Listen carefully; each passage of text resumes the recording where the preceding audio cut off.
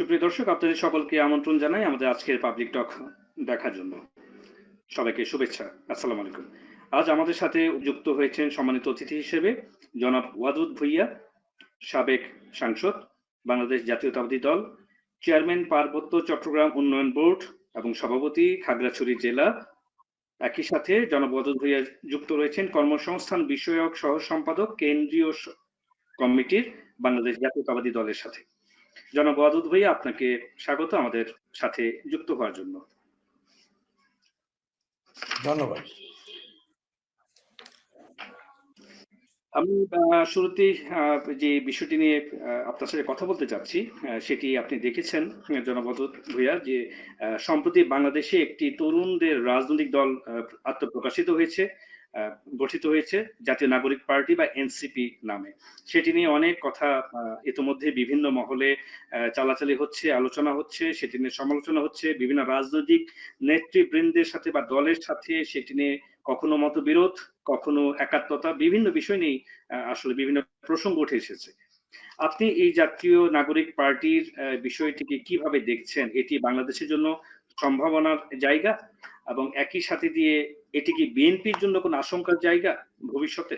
সবকিছু মিলিয়ে আপনার মূল্যবান মতামত জানতে চাচ্ছি। আসলে একটু নেট সমস্যার কারণে আমি আপনাকে ক্লিয়ার সুযোগ দিই। আমি কি আবারও প্রশ্নটি করব? একটু আবার করেন। ওখানে একটু হচ্ছে সাউন্ডটা একটু আবার করেন। যে সম্প্রতি জাতীয় নাগরিক পার্টি নামে একটি দলের আত্মপ্রকাশ ঘটেছে, দেখেছেন যে সেই জাতীয় নাগরিক পার্টির সাথে বিভিন্ন নাগরিক পার্টি নিয়ে বিভিন্ন মহলে বিভিন্ন রাজনৈতিক নেতৃবৃন্দ বলি বা রাজনৈতিক দলগুলো বলি, সবার কাছ থেকে বিভিন্ন ধরনের প্রতিক্রিয়া ইতিমধ্যে উঠে এসেছে।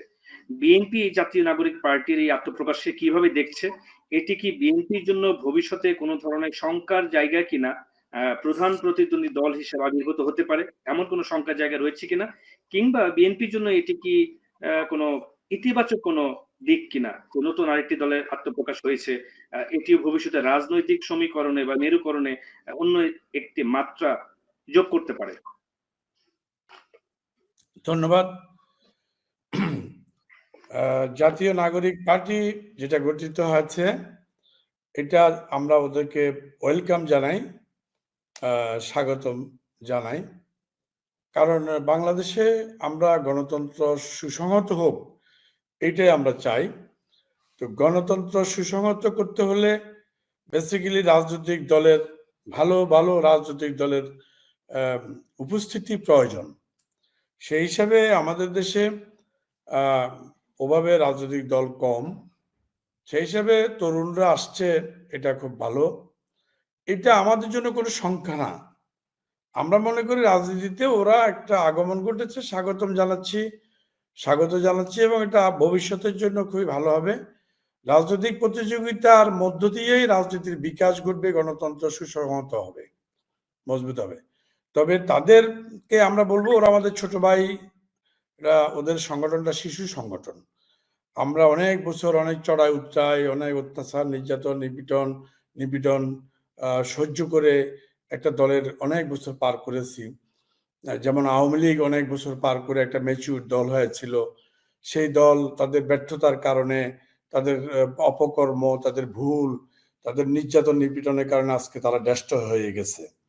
অতএব তারা যেমন একটা প্রবীণ দল, ঠিক তেমনিভাবে বিএনপি এখন বাংলাদেশে আওয়ামী লীগের পরে সেকেন্ড একটা প্রবীণ রাজনৈতিক দল।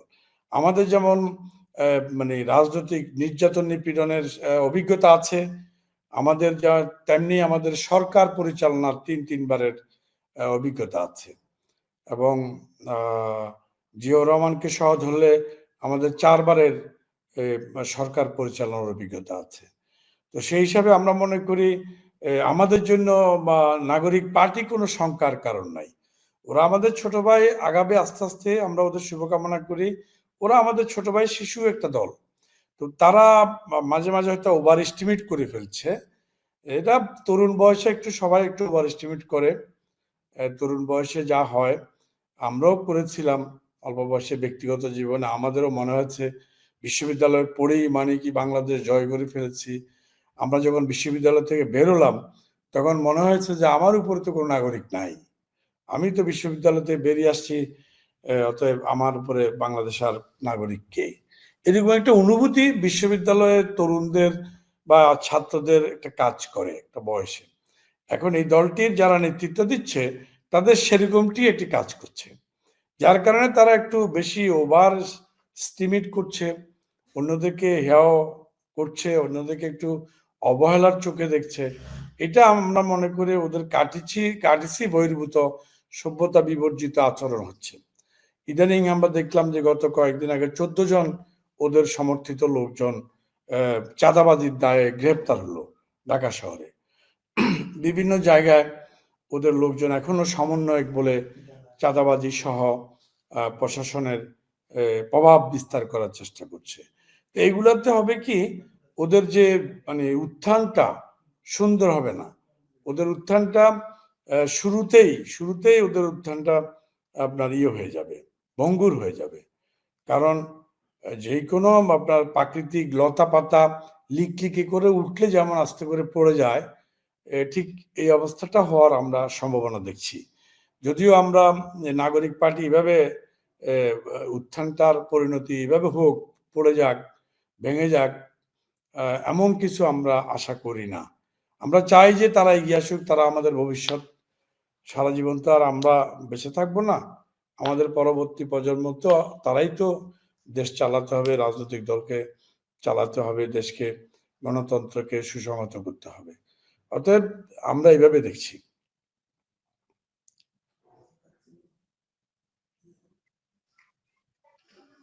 জনাব ওয়াদুদ ভাই, আপনি চাঁদাবাজির প্রসঙ্গে একটা কথা বলছিলেন যে সমন্বয় পরিচয়ে বিভিন্ন জায়গায় গ্রেপ্তার হয়েছে।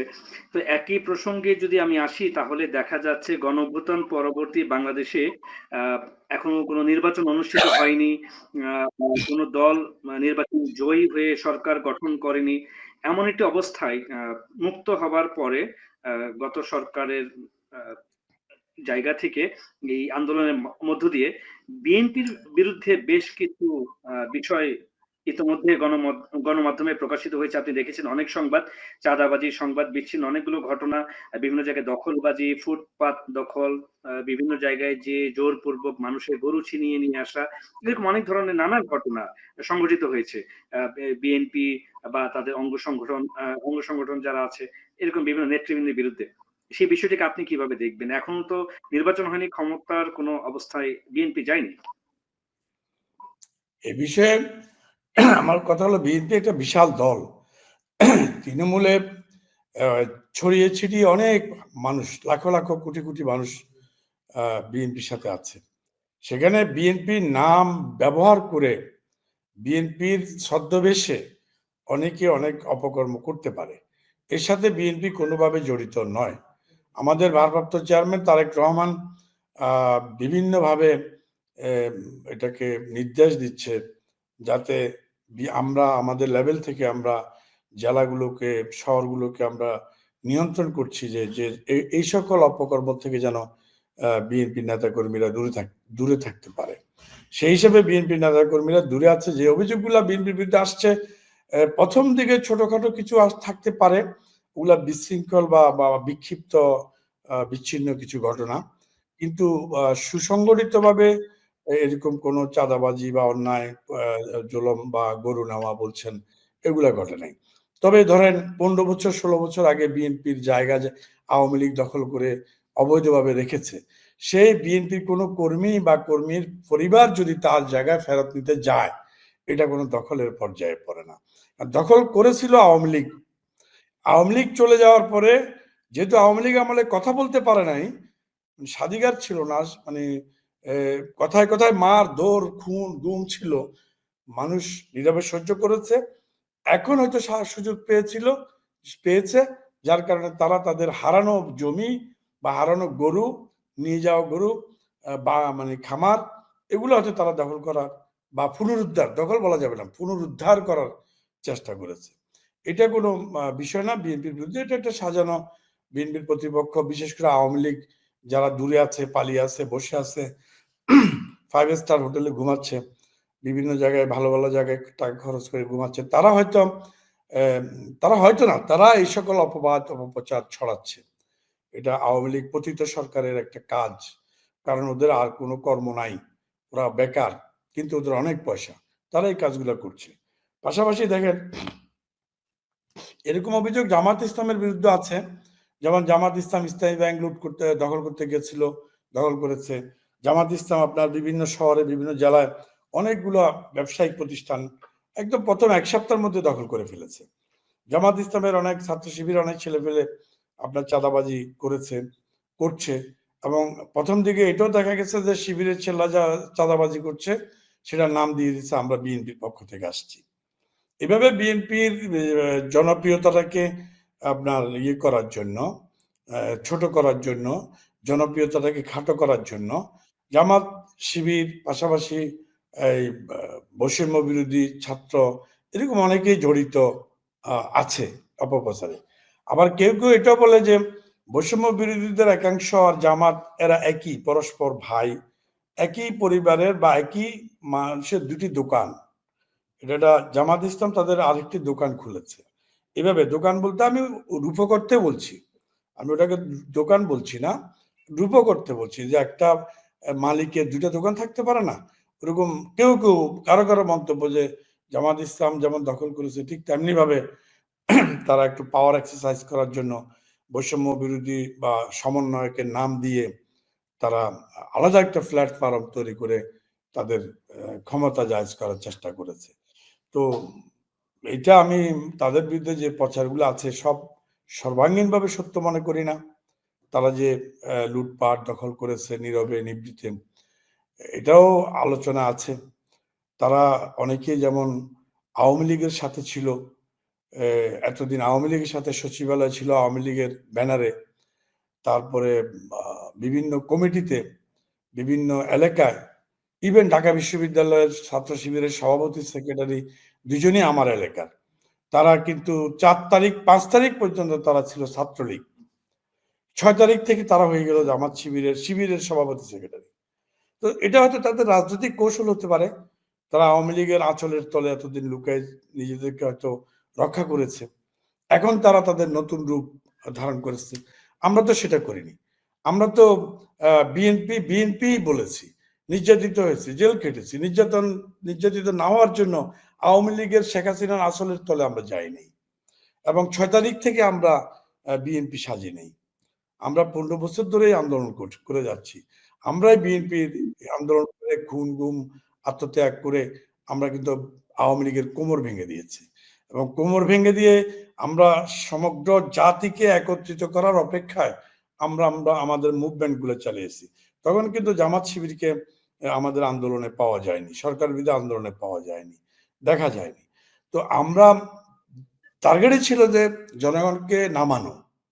তো আমরা জুলাইতে জনগণকে নামাতে সক্ষম হয়েছি, ছাত্র জনতা নেমে গেছে, তাদেরকে আমরা মোটিভেট করতে করতে মিছিল প্রোগ্রাম করতে করতে একসময় ছাত্র জনতা, শিক্ষক শিক্ষিকা, সাংস্কৃতিক জীবী, কর্মজীবী, পেশাজীবী, সর্বস্তরের মানুষ আপনার নেমেছে। যেমন যে এই আন্দোলনে আমাদের 400 প্রায় 45 কি 47 জন ছাত্র নেতা, জাতীয়তাবাদী ছাত্র দলের ছাত্র মারা গেছে। এটা একদম অফ দ্য রেকর্ড,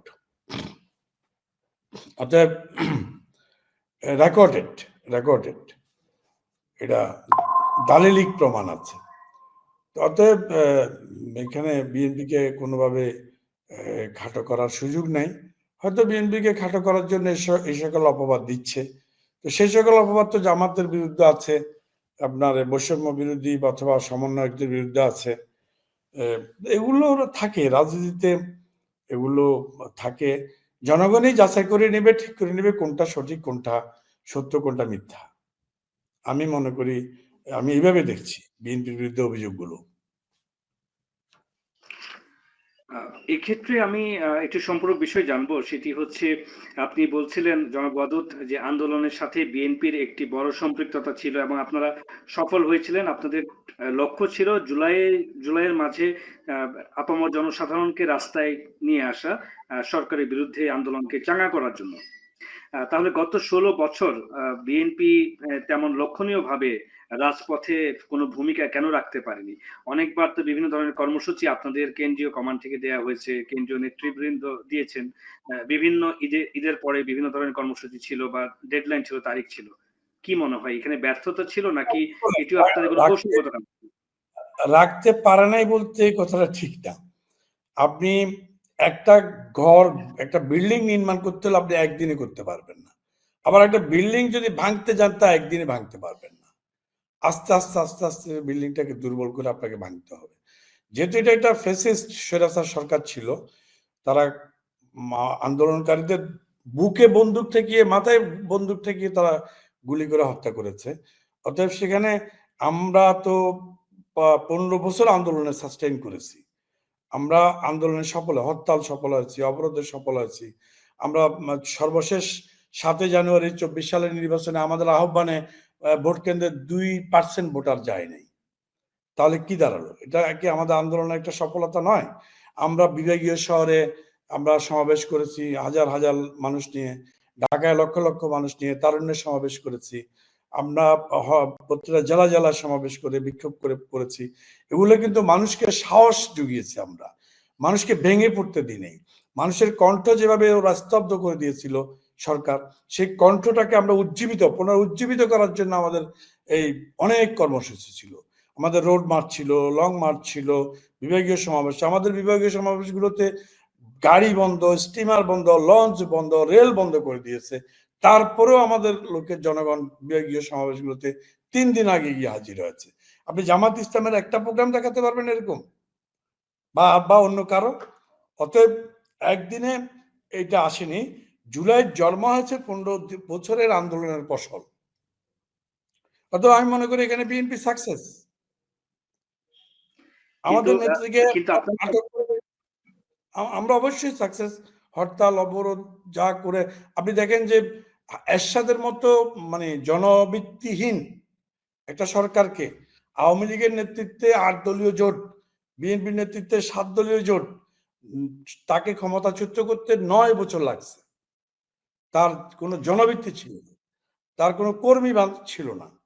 তাহলে আপনি আওয়ামী লীগের তো বিশাল একটি দল, তাদের স্বৈরাচারী, স্বেচ্ছাচারিতা, ওদের বুদ্ধিজীবীতে ভরা, তাদের মাস্তানিতে ভরা, তাদের লেখনীতে ভরা, মিথ্যা লেখায় ওরা ভরা।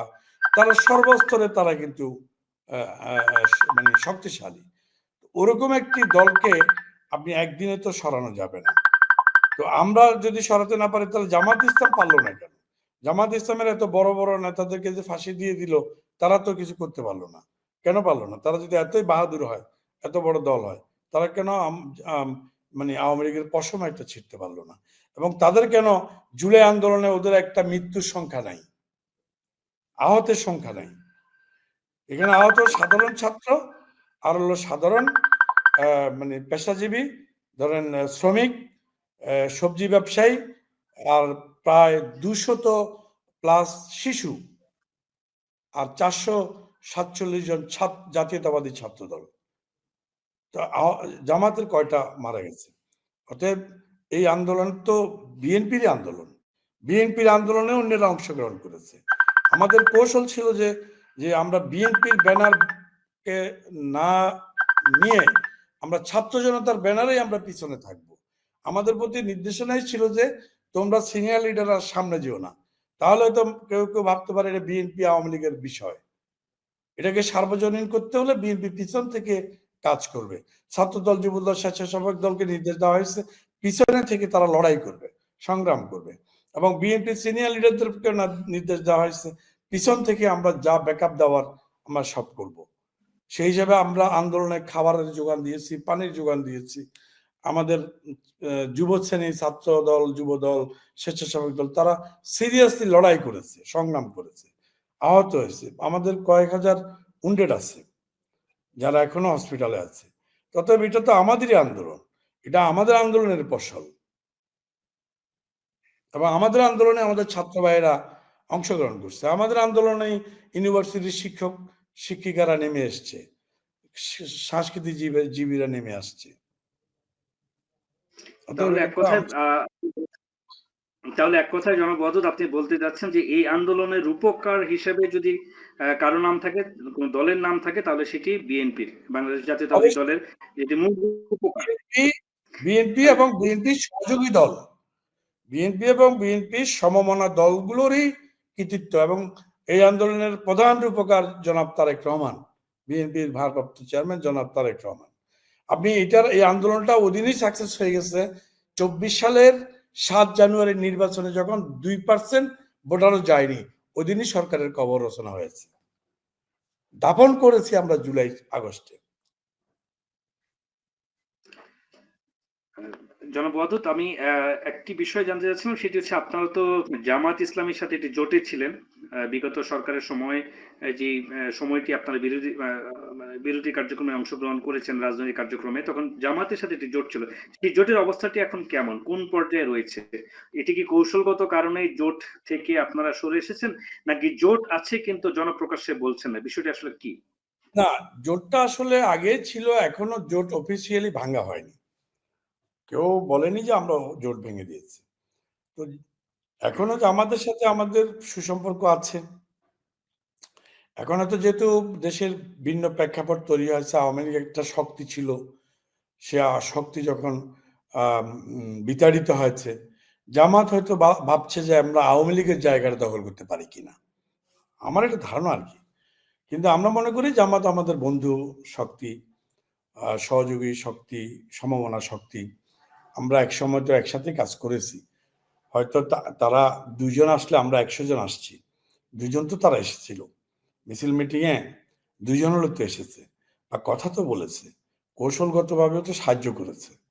অতএব আমাদের সাথে জোটে ছিল, আমরা মনে করি এখনো জোটে আছে। তবে যেহেতু এটার কোনো অফিসিয়াল স্বীকৃতি দেওয়া হয়নি, তারাও বা ঘোষণা দিনে আমরা জোট ছেড়ে দিলাম, বিএনপিও বলেন আমরা জোট ভেঙে দিলাম, 20 দলীয় জোট। তবে ওই জোটটা সম্প্রসারিত হয়েছে, প্রায় 65টি দলে ওই জোটটা সম্প্রসারিত হয়েছে। জোটটা বলতে একটু নামের পরিবর্তন হয়েছে, যে আমরা সমমনা দল, 65টা দল সমমনা, এরকমটাই হয়েছে আর কি। 20 দল থেকে ওখানে রূপান্তরিত হয়েছে। অতএব আমরা মনে করি যে এখনো জামাত ইসলামের সাথে আমাদের অবস্থান আছে, মানে সুসম্পর্ক আছে। সামনে নির্বাচন নিয়ে আপনাদের ভাবনা কি? কেননা নির্বাচন আপনারা খুব দ্রুতই সংসদ নির্বাচনের দিকে ঝুঁকতে যাচ্ছেন, সরকারকে বারবারই তাগাদা দিচ্ছেন নির্বাচন হয়ে যাক। একই সাথে সরকারের পক্ষ থেকে বলা হচ্ছে যে যেহেতু এটি গণঅভ্যুত্থান পরবর্তী, এটি একটি বাংলাদেশ, নতুন করে অনেক কিছু সংস্কারের ব্যাপার রয়েছে। সংস্কার কমিশন গঠিত হয়েছে এবং সেখানে সকল রাজনৈতিক দল যারা সহমত পোষণ করবে সংস্কারগুলো এগুলো হওয়া উচিত, এগুলো এখন না, এগুলো পরে, বা এগুলো এখনই হওয়া উচিত, যেভাবে হোক না কেন, সেগুলো সেগুলোর সাথে সম্মতি প্রকাশ করার পরেই তার পরবর্তীতে নির্বাচন হওয়াটা বাঞ্ছনীয় বা যুক্তিযুক্ত, এটি নিয়ে অনেক জায়গায় বলা হয়েছে, অনেক মহল থেকে বলা হচ্ছে। কিন্তু আপনারা চাচ্ছেন নির্বাচন এখনই মানে অনুষ্ঠিত হওয়া উচিত। এই বিষয়টি কি আসলে সাংঘর্ষিক? বা যেহেতু সংস্কারের বিষয়টি এসেছে, সেখানে আমি আরেকটি সম্পূরক প্রশ্ন জনাব ওয়াদুদ এটির সাথে যুক্ত করে দিই। সেটি হচ্ছে, একটি রাজনৈতিক দল ক্ষমতায় যাবার পরে সংস্কারে হাত দিলে সেটি যেমন হবে, এটি নিরপেক্ষ সরকার যখন দায়িত্বে থাকবে, সেটি সংস্কার কি সেই রাজনৈতিক দলের সংস্কারের চাইতে বেশি ভালো হবে না, বা সেটি উত্তম নয় আপনার কাছে মনে হয়? না দুটো দেখুন, বিষয়, প্রথমে সংস্কার, নির্বাচন আগে না এই সংস্কার আগে, নাকি কোনটি আপনার কাছে? এই বিষয়ে আমি প্রথমে বলবো, আমরা এত মানুষের আত্মহুতি দিয়ে, ছাত্র জনতার এত রক্ত ঢেলে শেখ হাসিনাকে বিদায় করেছি স্থানীয় নির্বাচন বা সংস্কারের জন্য না। শেখ হাসিনাকে বিদায় করছে একটা অন্তর্বর্তীকালীন সরকারের অধীনে একটি জাতীয় নির্বাচন হবে, এবং দেশের মানুষের ম্যান্ডেট প্রাপ্ত যারা আজকে 3-4 জেনারেশন ভোট দিতে পারে নাই, তাদেরও ভোট নিয়ে একটি সরকার আসবে। সেই সরকারের জন্যই কিন্তু আমরা এই শেখ হাসিনাকে বিদায় করেছি, একটা অনির্বাচিত সরকার দিয়ে দেশ পরিচালনা করার জন্য না, আর সংস্কার করার জন্য না। সংস্কার করার ক্ষমতা ওনারা রাখেনও না। সংস্কার করতে হলে একমাত্র জনগণের ম্যান্ডেট প্রাপ্ত নির্বাচিত দল সরকার লাগবে, কারণ জনগণই ক্ষমতা দিতে হবে কে সংস্কার করবে। ওনাদের এই সংস্কার করলেও এটার অনুমোদন দিতে হবে কিন্তু পরবর্তী পার্লামেন্টে। অতএব পরবর্তী পার্লামেন্ট যদি বেঁকে বসে তাহলে কি লাভ হবে এই সংস্কার? আর আমরা তো আজকে হাসিনা গেছে, কালকে নির্বাচন চাচ্ছি তা না। হাসিনা গেছে আজকে প্রায় 8 মাস হয়ে গেছে, 7 মাস হয়ে গেছে। তাহলে আমরা তো ডিসেম্বরে নির্বাচনের কথা বলছি, প্রায় 1 বছরের মতো সময়। আপনি দেখেন এরশাদের পতনের পর প্রধান বিচারপতি শাহাবুদ্দিন সাহেব দায়িত্ব নিয়ে 6 মাসের মধ্যে তিনি নির্বাচন করে ফেলছেন। এরপরে প্রধান বিচারপতি হাবিবুর রহমান 96 সালে তিনি নির্বাচন করছেন, তিনিও 6 মাসের মধ্যে নির্বাচন করছেন। তারপর 2001-এ যে অন্তর্বর্তীকালীন সরকার বা কেয়ারটেকার সরকার ছিল, তারাও 6 মাসের মধ্যে ইলেকশন করে ফেলেছে। এতগুলো অন্তর্বর্তীকালীন বা তত্ত্বাবধায়ক সরকার যদি 6 মাসের মধ্যে নির্বাচন করতে পারে, এই সরকার পারবে না কেন? এই সরকারকে তো শুধু এই হাসিনা পরবর্তী সময়টাতে সরকার চালিয়ে একটা নির্বাচন দেশবাসীকে উপহার দেওয়ার জন্যই বসানো হয়েছে। ওনাদেরকে তো লিজ দেওয়া হয়নি। কে লিজ দিয়েছে? ওনাদের বৈধতা কি সংস্কারের? অর্থাৎ সংস্কার বা স্থানীয় নির্বাচনের থেকে জরুরি হলো হাসিনা পতনের যে লক্ষ্য উদ্দেশ্য জাতির ছিল, সেটা হলো জাতীয় নির্বাচন, এবং সেটা দ্রুত। অন্য সরকারের 6 মাসে করে থাকলে, তত্ত্বাবধায়ক সরকারগুলো, আমরা এই সরকারে প্রায় 1 বছরের মতো সময় দিচ্ছি। এটা কম সময় না। আমরা কেন, সেনাপ্রধানও তো বলছে যে ডিসেম্বরের মধ্যে নির্বাচন চায় এবং ওনারা ব্যারাকে ফিরে যেতে চায়। মাসের পর মাস, বছরের পর বছর তো সেনাবাহিনী ব্যারাকের বাইরে থাকতে পারে না, তাদেরও তো কিছু সীমাবদ্ধতা আছে।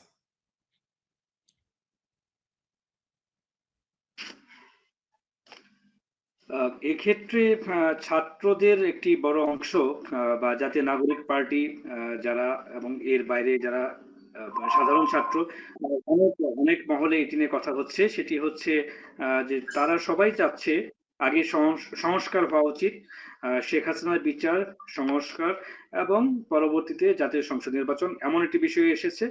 আবার একই সাথে যে এনসিপির পক্ষ থেকে বলা হয়েছে, আপনি জানেন জনাব ওয়াদুদ ভুঁইয়া, সেটি হচ্ছে ইতিমধ্যে এনসিপির যিনি প্রধান উনিও জানিয়েছেন গণমাধ্যম, বিশ্ব গণমাধ্যম একটি, যে রয়টার্সকে, সেখানে বলেছেন যে সেকেন্ড রিপাবলিক বা এই বিষয়গুলো উঠে এসেছে।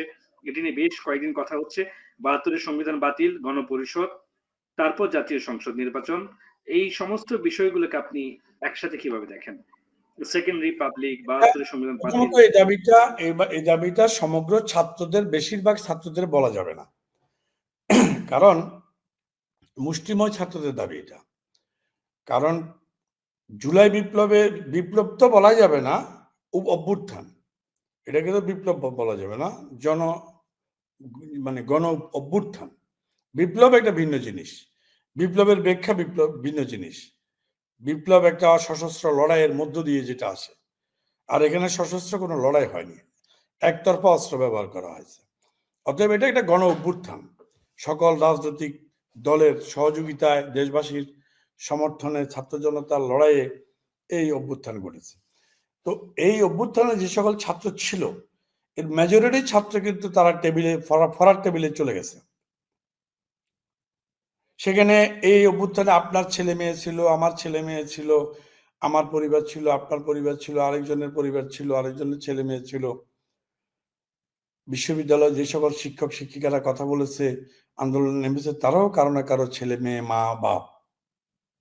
অতএব এখানে নির্দিষ্ট করা শুধু কতিপয় ছাত্রদের না, এরা সবাই চলে গেছে। যেমন ধরেন, এই বিশ্ববিদ্যালয়ে একজন শিক্ষিকা খুব আলোড়ন সৃষ্টি করেছিল সে বক্তব্য দিয়ে, ঢাকা বিশ্ববিদ্যালয়ের যে খুব আলোচিত বক্তব্য দিয়ে, যে আমার ছেলেদের উপর হামলা কেন করেছ,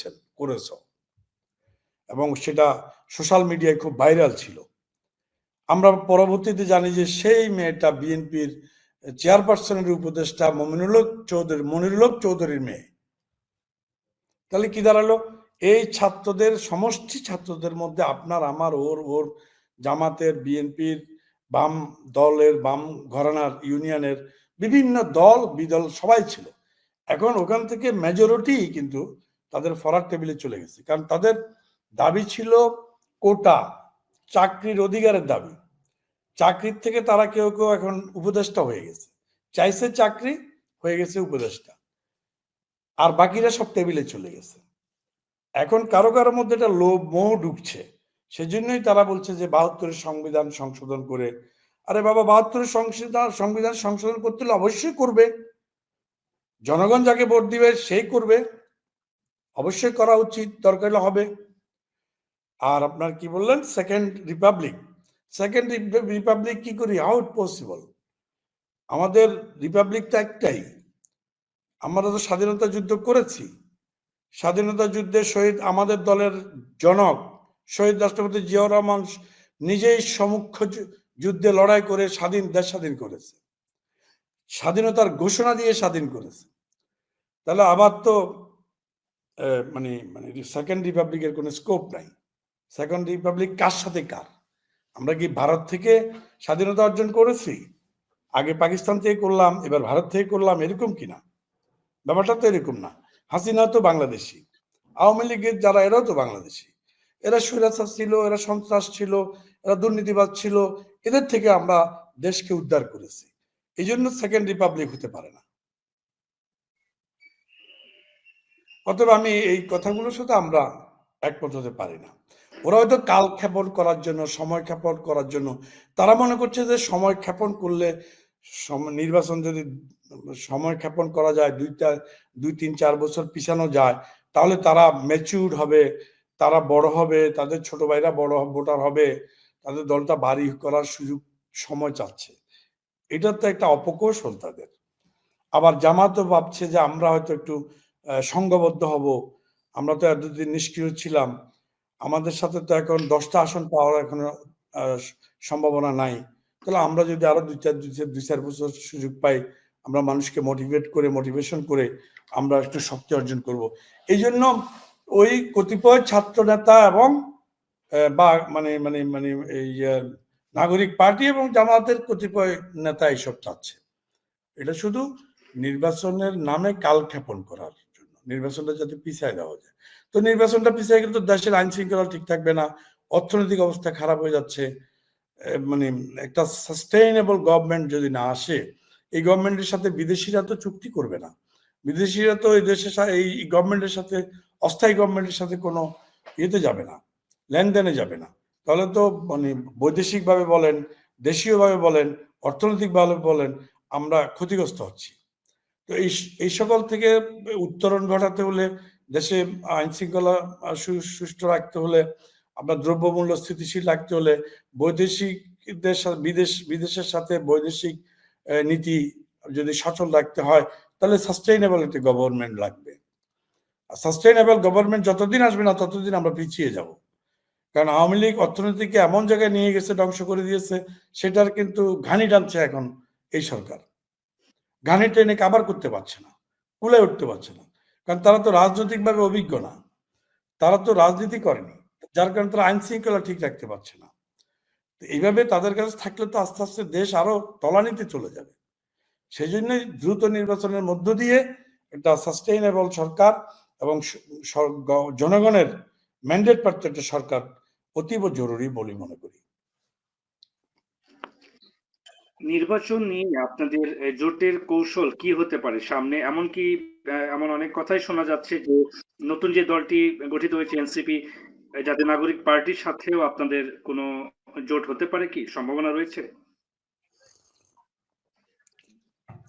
সেটা আমাদের কৌশলটা তো আমরা এখন বলবো না প্রকাশ্যে, আমাদের কৌশলটা যার যার কৌশলটা একটু গোপন থাকবে। তবে রাজনীতিতে এটা অসম্ভব কিছু না। নাগরিক পার্টির সাথে আমাদের একটা অ্যালায়েন্স হতে পারে, অথবা সমঝোতা হতে পারে, বা জামাত ইসলামের সাথে আমাদের একটা সমঝোতা অ্যালায়েন্স হতে পারে, বাম দলগুলোর সাথেও আমাদের সমঝোতা থাকতে পারে। কারণ আপনি খেয়াল করে দেখুন, আমাদের নেতা জনাব তারেক রহমান সাহেব কিন্তু বারবার ঘোষণা দিয়েছে, 31 দফার মধ্যে ঘোষণা দিয়েছে জাতীয় সরকার চান। তিনি বলছেন যে আমরা নির্বাচিত হলে আমরা জাতীয় সরকার গঠন করব। তো জাতীয় সরকার গঠন করতে হলে তো অনেক পার্টিকে লাগবে। তো তো অনেক পার্টিকে যদি লাগে ইলেকশনের পরেই লাগে, ইলেকশনের আগে আমরা কেন মিলেমিশে ইলেকশন করতে পারবো না? আমরা মানে আসন বন্টন করে তো করতে পারি, এটা অসম্ভব কিছু না। আচ্ছা, এমন একটি কথা উঠে এসেছে জনাব অদূর ভাইয়া, সেটি হচ্ছে আপনি এটা আপনিও শুনেছেন বিভিন্ন সামাজিক যোগাযোগ মাধ্যমে বিভিন্ন বিশ্লেষকরা মাঝে মাঝে বলে থাকেন যে জাতীয় নাগরিক পার্টি আত্মপ্রকাশিত হওয়ার ফলে বিএনপির একটি শঙ্কার জায়গা তৈরি হয়েছে। জাতীয় নির্বাচন যদি বিলম্বিত হয় সেটিও বিএনপির জন্য একটি শঙ্কার জায়গা, এবং এমন পরিস্থিতি যদি অব্যাহত থাকে তাহলে এমন একটি শঙ্কার জায়গাও তৈরি হয়েছে যে এমন না হয় যে বিএনপি ভবিষ্যতে আওয়ামী লীগের সাথে জোটবদ্ধ হয়ে আবারও কোনো আহ, আন্দোলনে নামতে পারে বা আন্দোলনের সূচনা তৈরি করতে পারে নির্বাচন যদি বেশি বিলম্বিত হয়। দেখুন, আজকে 18 বছরে বিএনপি ভাঙেনি, বিএনপির ন্যূনতম শক্তি ক্ষয় হয়নি। বিএনপিকে কিন্তু 111-এ নির্যাতন করা হয়েছে, টর্চার করা হয়েছে। শেখ হাসিনাকে দিয়েই তারা এক্সিট নিয়েছে। শেখ হাসিনা এতদিন ছিল কিন্তু 111-এর কারণে। 111-এর জন্ম না হলে শেখ হাসিনার জন্ম হতো না এই এই 2008 থেকে, এবং এতদিন শেখ হাসিনা থাকতো না। অতএব 18 বছর বিএনপি যদি লড়াই সংগ্রাম করে নেতাকর্মীরা টিকে থাকতে পারে, বিএনপি টিকে থাকার জন্য আর কারোর সাথে জোট করার প্রয়োজন হবে না, অ্যাটলিস্ট ফেসিস্ট কারো সাথে করলে, যাদের গণতান্ত্রিক ভিত্তি আছে তাদের সাথে করা যাবে। বামদের সাথে করতে পারবো, জামাতের সাথে করতে পারবো, নতুন দলেদের সাথে করতে পারবো, বা আমরা নিজেরা একাই পারবো। কারণ এটা তো পরীক্ষিত, আমরা তো 18 বছরে ভেঙে পড়ি নাই, আমরা এতটুকু আমরা বিচ্যুত হইনি। তো তবে আমাদের কারো অন্তত পেসিস্টের সহায়তা লাগবে কেন? আমি আমি এভাবে মনে করি। যারা এসব বলছে তারা ভুল বলছে। তারা মনে করছে যে এ নির্বাচন বিলম্বিত হলে বিএনপি ছোট হয়ে যাবে, বিএনপি মুসলিম লীগ হয়ে যাবে। আরে বাবা, আওয়ামী লীগই তো বলেছিল বিএনপি মুসলিম লীগ হয়ে যাবে। সেই বিএনপি মুসলিম লীগ আছে না অন্য, আওয়ামী লীগ নিজেই মুসলিম লীগ হয়ে গেছে। আওয়ামী লীগের তো মুসলিম লীগের থেকে খারাপ অবস্থা হচ্ছে। বরঞ্চ বিএনপি অনেক অন্যান্য পার্টি যেগুলো এখন একটু আওয়াজ করছে, সাউন্ড করছে, মানুষকে ধোঁকা দেওয়ার জন্য ষড়যন্ত্রে লিপ্ত হয়েছে, তাদের থেকে 100 গুণ 90 গুণ বেশি ভালো অবস্থানে বিএনপি আছে। অতএব আরো প্রলম্বিত হলে বিএনপির কোনো কিছু আসে যায় না, কিন্তু দেশের ক্ষতি হবে। আপনি দেখেন যে আওয়ামী লীগ কিন্তু বারবার বলেছিল যে আওয়ামী লীগ ক্ষমতা ছেড়ে দিলেই, শেখ হাসিনা বলেছে, ওবায়দুল কাদেরও বলেছে, যেদিন আওয়ামী লীগ ক্ষমতা ছাড়বে সেই দিনই 5 লক্ষ 10 লক্ষ লোক মারা যাবে, বিএনপি জামাত তাদেরকে জবাই করবে, মারবে। একটা লোক কি মারা গেছে? 5টা লোক মারা গেছে। বিএনপি সেটা কন্ট্রোল করেছে।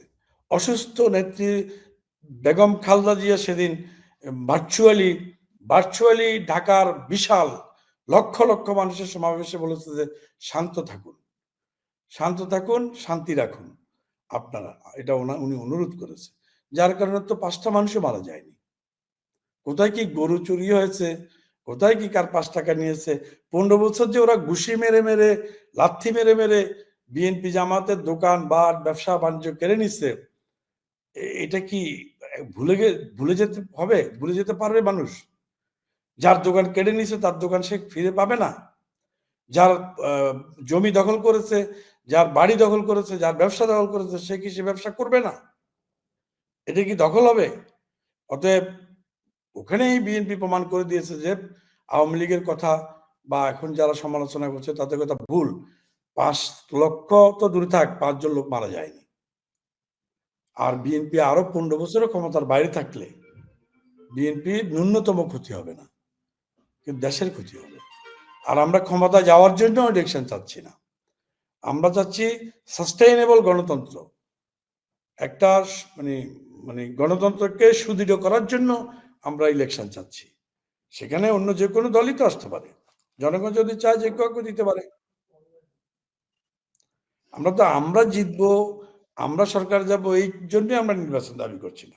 অতএব যারা করছে তারা বিএনপির মঙ্গল চায় না, যারা এসব বলছে তারা মুষ্টিময় লোক, তারা রং পাল্টায়, যাত্রী পাল্টায়, তারা মাঝে মাঝে শেখ হাসিনার আঁচলের তলে ছিল এবং গত 15-16 বছর তারা শেখ হাসিনার সাথেই ছিল।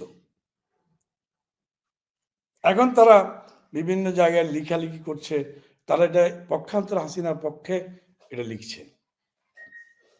আপনি এখন দেখবেন আওয়ামী লীগের যদি 10 জন পলাতক থাকে, 10 জন অ্যারেস্ট হয়, আর যদি 5 জন বাইরে ঘুরেফেরা করে, আওয়ামী লীগ নিজেই আওয়ামী লীগের লোকজন ফেসবুকে পোস্ট দিচ্ছে যে আওয়ামী লীগের অমুক নেতা কিভাবে ঘুরে, পুলিশ কি দেখে না?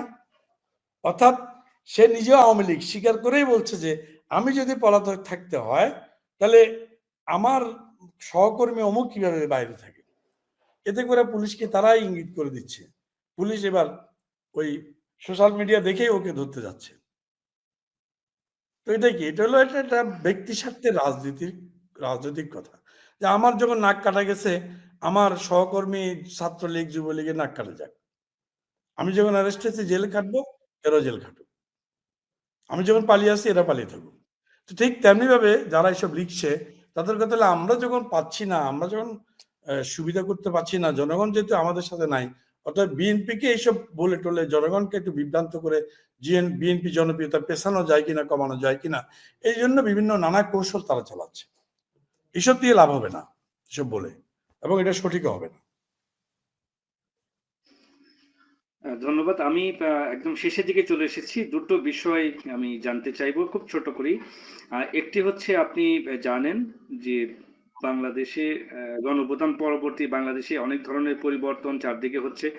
সেটির ভিতরে একটি বিষয় আমরা খুব প্রত্যক্ষ করছি সম্প্রতি, যে মব জাস্টিস, মব কালচার চলে এসেছে, আইনকে নিজের হাতে তুলে নেওয়ার মতো একটি বিষয় উঠে এসেছে।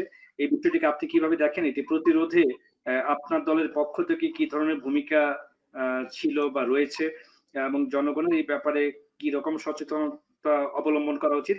এবং এটির সাথে দিয়ে আমি জানতে চাইবো, জনগণের কল্যাণের জন্যই তো রাজনীতি। যত রাজনৈতিক দল যাই কিছু আছে বাংলাদেশে, আমাদের এই ছোট্ট এই দেশে, জনগণের কল্যাণের জন্য।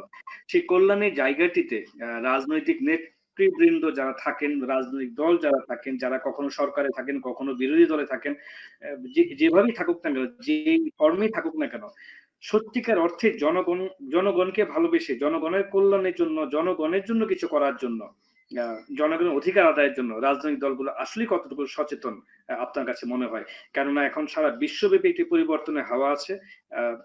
অতি আধুনিক একটি জায়গায় আমরা চলে এসেছি বিশ্বব্যাপী। এখন সেই কনভেনশনাল সিস্টেম সারা পৃথিবীতে নেই। সবাই সচেতন, সামাজিক যোগাযোগ মাধ্যমে অনেকেই অনেক ধরনের কথা বলে থাকে। তো সবকিছু মিলিয়ে জনগণের কল্যাণের জন্য শুধুমাত্র জনগণকে কেন্দ্র করে সেই রাজনীতির আদর্শিক জায়গাটি, দর্শনের জায়গাটি কতটা রয়েছে, এবং মব জাস্টিস যে বিষয়টা আমি বলেছি সেই বিষয়টি, এই দুটো বিষয় যদি ছোট করে বলেন। জনগণের কল্যাণে অন্য কাদের কি আছে তাকে বাদ দিয়ে বা তাছাড়া আমি যেহেতু একটি দল করি, আমি দাবি করব বিএনপির শতভাগ ভাবনা আছে, চিন্তা আছে। বিশেষ করে আমাদের তারুণ্যের অহংকার তারেক রহমানের 100% ভাবনা আছে। ওনার সাথে যতটা আমাদের বৈঠক হচ্ছে, প্রতিটি বৈঠকেই জনগণের স্বার্থ, দেশের স্বার্থ নিয়ে কথা হচ্ছে।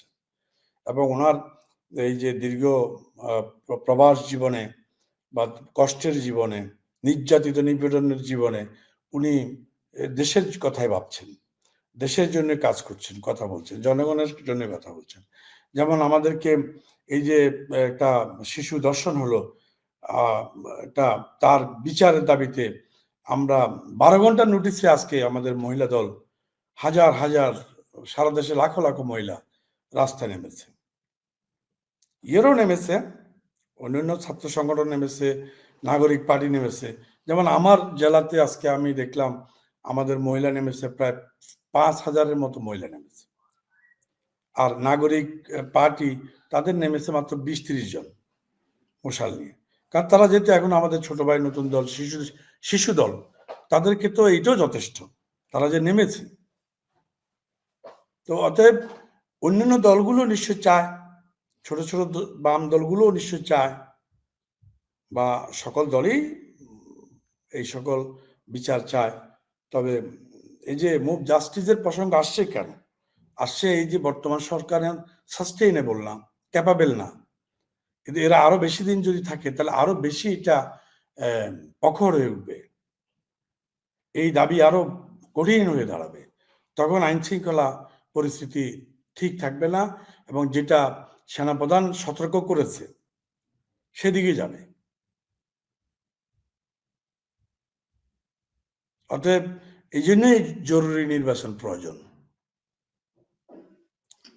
স্বল্প সময়ের মধ্যে, ডিসেম্বরের মধ্যে নির্বাচন প্রয়োজন। ধন্যবাদ। আমি একদম শেষ একটি প্রশ্ন শুধু করব, সেটি হচ্ছে আপনি দেখেছেন যে বিভিন্ন জায়গায় সামাজিক যোগাযোগ মাধ্যমে মাঝে মাঝে প্রায় এটি নিয়ে আলোচনা হয়েছে। অনেক সময় ছোটখাটো ব্যক্তি উদ্যোগেও জরিপ হয়েছে বা কথা জানতে চেয়েছে জনগণের মতামত বা জনমত যাই বলি না কেন। সেখানে একটি বিষয় উঠে এসেছে যে এখন বাংলাদেশের জনগণ, আপনার কাছে কি মনে হয় যে দুটি বৃহত্তম দল আপনারা যারা ছিলেন, বাংলাদেশ জাতীয়তাবাদী দল বিএনপি এবং সাবেক যে দলটি ক্ষমতায় ছিল আওয়ামী লীগ, বাংলাদেশ আওয়ামী লীগ, এই দলের বাইরে জনগণ নতুন কাউকে দেখতে চাচ্ছে, নতুন কোন রাজনৈতিক দল, নতুন কোন নেতৃত্ব, নতুন কোন মুখ দেখতে চাচ্ছে? জনগণ কি এমন কিছু চাচ্ছে আপনার কাছে মনে হয়?